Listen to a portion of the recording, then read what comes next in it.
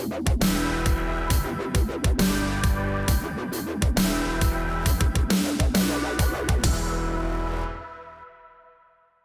wasn't exactly Chicago 68, but there was chaos on the floor of day one of the Republican National Convention, and the delegates from two states walked out and say they're not coming back.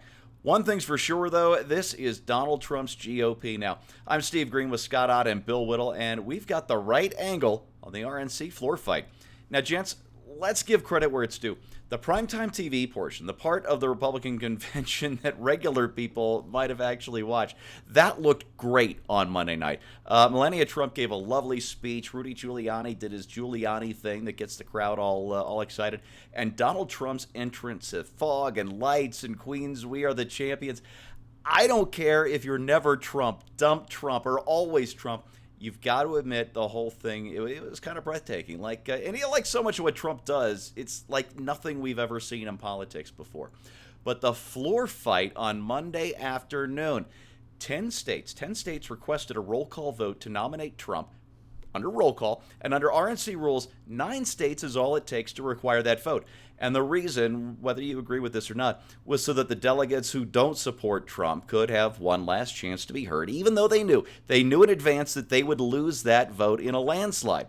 But the motion was denied. The rules were pushed through on a contested voice vote that had delegates booing and forced the chairman from the podium. There was an empty podium right there on C-SPAN and CNN and everything else for everybody to see.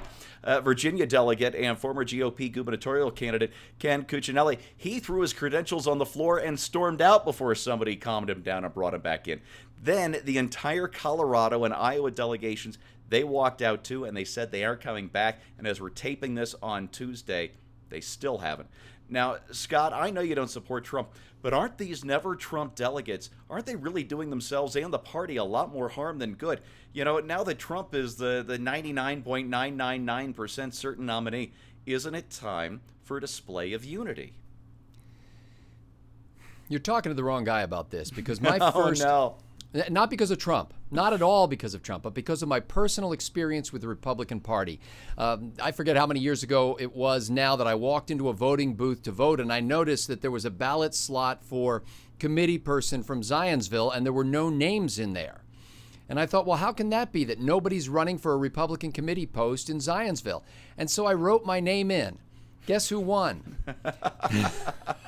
So I won. That's grassroots, baby. I go to my first meeting, and they're going to have an election of officers, which they always do after they bring in the new committee people. And the election went roughly like this. It was like the previous chairman or somebody, the secretary, gets up there and goes, I will entertain motions now. Somebody said, I move we nominate blah, blah, blah for chairman of the committee. And somebody said, I second the motion. Somebody said, I move that we close the nominations. I second the motion. Everybody in favor? Aye. Everybody opposed? No. Boom, boom, boom. And my head is spinning. And I'm sitting there going, wait a minute. I thought this was like a Republican organization. There'd be discussion, debate, various candidates. People would make speeches about who would best run the party. But the fix was in from the beginning. My experience then later was enhanced by becoming a Republican state committee member. I actually got a few more than one votes that time. And I went to serve at the Republican State Committee. It's the same thing. These conventions, these gatherings of Republican committees are all buttoned down before the delegates ever get there. And so it really bugs me, not because of the Trump thing. I don't think they were going to cheat Trump out of the nomination. I didn't think that was going to happen. By the way, they did have a rules committee issue where they were basically saying, shouldn't the states that have Republican-only primaries or balloting have a greater weight or a greater say in the nominee than those states that allow Democrats to vote in the Republican primary? But in any case, I'm not upset about the outcome of that. What I'm upset about is the fact that we say we stand for things like one person, one vote, and we say that this is a big tent party and everybody has a voice and let's come together. But really, it's a few elites at the top who decide how everything's going to run, and the rest of us are just there for the food and whiskey. Well, we'll get to that elites at the top here at the end. But, Scott, I thought I was going to totally bait you with the devil's advocate question, Scott Ott style. And, boy, you just snuck under that with a great personal story. Bill, would it be fair to describe you as a reluctant Trump supporter? I would say very reluctant would be a little more in line, but yeah, I think that's probably where we are. Let me just Okay, put it well, this way: I am a staunch anti-Hillary yeah. Clintonist. There you go. As am I. But look, the never Trump people, they know they've lost. The battle was over when Trump ran on the Rules Committee last Friday. But they still believe this is an earnest belief, I think, that Trump is bad for the party and he's going to lose to Clinton no matter what in November. So they decided to go all Animal House. You remember the line. I think that this situation absolutely requires a really futile and stupid gesture be done on somebody's part. So, by following the established rules, they asked for a roll call vote that they knew they would lose just so they could make their voices heard one last time. So, Bill, shouldn't Trump and the RNC, shouldn't they have given them that much instead of baiting 2 states worth of delegates into storming out? Isn't a little grace in victory what party unity requires? Yeah, that's really well said, Steve. I'm in favor of the rule of law. The reason I'm so just absolutely destroyed and on fire and unwilling to give up on the Hillary Clinton thing is we have laws. That's why this country is a civilized country. We obey the rule of law. So whatever the rule of law was on the convention floor, that's kind of what I'm in favor of. But you're absolutely right. It's, I've had a chance I haven't seen too much of it lately, but I remember back around 2009, 10, 11, somewhere in there, I would go to a Republican event, speak at a Republican event, and they talk about how awful the Tea Party people were. And I go to a Tea Party event, they talk about how awful the the RNC people were. And meanwhile, the country's being just hacked to pieces with an axe and set on fire.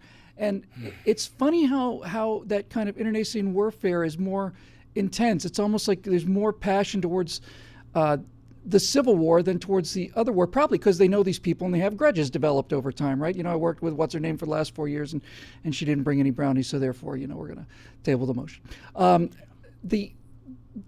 Somebody wrote, and the problem with the internet is you never know, things come by you so fast you don't get to credit the people that you would like to credit. But somebody commented yesterday and said, 2016 is not the year for a quiet convention.